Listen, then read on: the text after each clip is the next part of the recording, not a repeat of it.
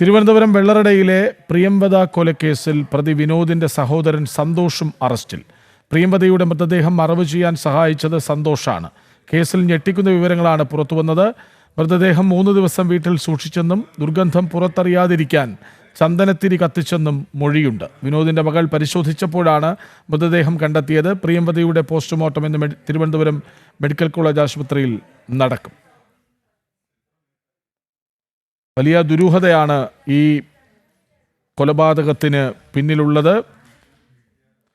വെള്ളറടയിലെ പ്രിയംവദ കൊലക്കേസിൽ നിർണായക വിവരങ്ങൾ പുറത്തുവരുന്നു. വിവരങ്ങളുമായി അഖിൽ പാലോട്ടുമഠം ഒപ്പം ചേരുന്നു. അഖിൽ, കൊലപാതകത്തിന്റെ ദുരൂഹത അല്ലെങ്കിൽ ചുരുളഴിയുന്നു അല്ലേ?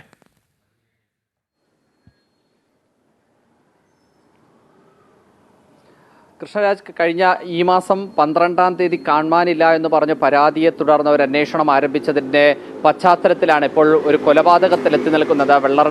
തിരുവനന്തപുരത്ത് വെള്ളറടയിലെ പ്രിയംവദയുടെ കേസ്.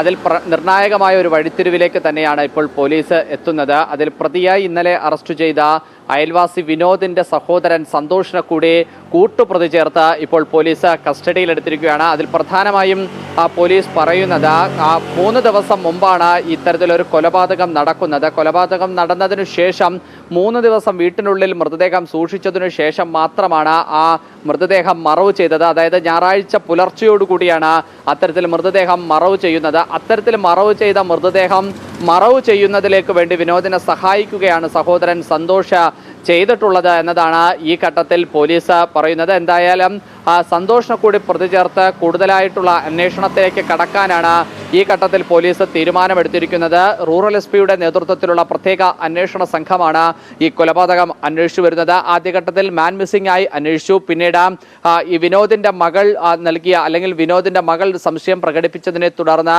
ഉണ്ടായ ഒരു അന്വേഷണം, അതുപോലെ തന്നെ വിനോദിന്റെ അമ്മ സരസ്വതി നൽകിയ തൊട്ടടുത്ത പള്ളി വികാരിയോട് പറഞ്ഞ സംശയത്തിന്റെ പശ്ചാത്തലത്തിൽ നടത്തിയ അന്വേഷണത്തിലാണ് ഇത്തരത്തിൽ പ്രിയംവദ കൊല്ലപ്പെട്ടു, പ്രിയംവദയെ കൊന്നത് വിനോദാണ് എന്നുള്ള തരത്തിലേക്കൊക്കെയുള്ള ഒരു നിഗമനത്തിലേക്ക് പോലീസ് പോകുന്നത്. എന്തായാലും നിർണായകമായി ഇപ്പോൾ നമുക്ക് മനസ്സിലാക്കാൻ സാധിക്കുന്നത് വിനോദ് ഒറ്റയ്ക്കല്ല ഈ കൊല നടത്തിയത് എന്ന് പറയുന്നു.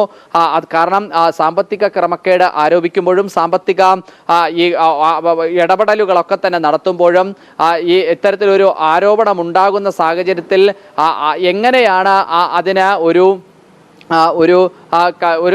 അല്ലെങ്കിൽ എങ്ങനെയാണ് അത്തരത്തിലൊരു കൊലപാതകത്തിന് പോകുന്നത് എന്ന ഒരു കാര്യത്തിലേക്ക്, അല്ലെങ്കിൽ അത്തരത്തിലൊരു കൊലപാതകത്തിലേക്ക് പോകാനുണ്ടാകുന്ന കാരണം എന്താണ് എന്നുള്ളത് ഇപ്പോഴും മനസ്സിലാകുന്നില്ല. പോലീസ് പറയുന്നത് പ്രിയംവദയും വിനോദുമായിട്ടുള്ള ചില സാമ്പത്തിക ഇടപാടുകൾ ഉണ്ടായിരുന്നു. ആ സാമ്പത്തിക ഇടപാടുകളെ തുടർന്നുണ്ടായ തർക്കമാണ് കൊലപാതകത്തിലേക്ക് നയിച്ചത് എന്നതാണ് ആദ്യഘട്ടത്തിൽ ഒരു പ്രാഥമിക നിഗമനമെന്ന നിലയ്ക്ക് പോലീസ് വിലയിരുത്തുന്നത്. എന്തായാലും കൂടുതലായുള്ള അന്വേഷണങ്ങൾക്ക് ശേഷം മാത്രമായിരിക്കും. ഇന്ന് എന്തായാലും പ്രിയംവദയുടെ പോസ്റ്റ്മോർട്ടം തിരുവനന്തപുരം മെഡിക്കൽ കോളേജിൽ നടക്കുന്നുണ്ട്. അങ്ങനെ ആ പോസ്റ്റ്മോർട്ടത്തിനും ശേഷമായിരിക്കും ഏതെങ്കിലും തരത്തിലുള്ള ഒരു കായികമായ അല്ലെങ്കിൽ ഒരു ലൈംഗികമായിട്ടുള്ള ഒരു ചൂഷണത്തിന് പ്രിയംവദ വിധേയായിട്ടുണ്ടോ എന്നുള്ള കാര്യമടക്കം പരിശോധിക്കുക. എന്തായാലും പോസ്റ്റ്മോർട്ടം റിപ്പോർട്ട് ലഭിച്ചതിനു ശേഷമായിരിക്കും ഏതെങ്കിലും തലയ്ക്കോ അല്ലെങ്കിൽ ഏതെങ്കിലും ശരീരഭാഗത്തിന് ക്ഷതം സംഭവിച്ചിട്ടുള്ളോ എന്ന കാര്യമടക്കം പോലീസ് പരിശോധിക്കുന്നുണ്ടാകും.